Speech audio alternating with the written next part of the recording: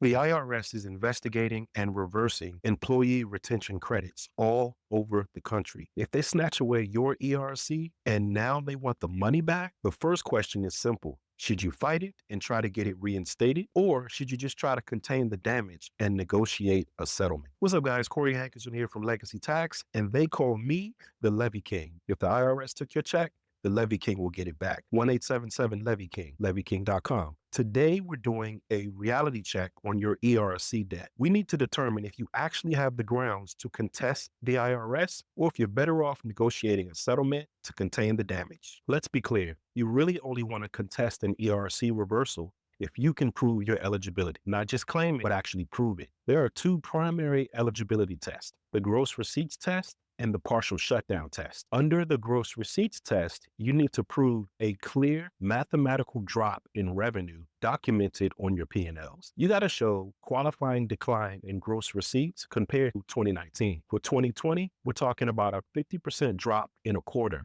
For 2021, it's typically a 20% drop. That's black and white, simple math. You're going to need quarterly profit and loss statements, bank statements to substantiate your revenue, and filed tax returns that reconcile to those numbers. If you got all of that, then you probably want to fight the reversal. On the other hand, if you claim the ERC based on a partial shutdown due to supply chain issues or general CDC guidelines, you might want to stop fighting and settle. The IRS is winning most of those cases. Without a specific government order that shut down your specific business, contesting is just going to be burning money on legal fees. If you don't have that government order and you can't satisfy the gross receipts test, you're probably better off negotiating a settlement. You're going to shift the strategy from arguing eligibility, I'm entitled to the ERC, to arguing collectability, I can't afford to pay it back. You got to show the IRS that your business cannot repay the full employee retention credit without going under. You'll use their own financial standards to prove that paying the debt in full would cause economic hardship.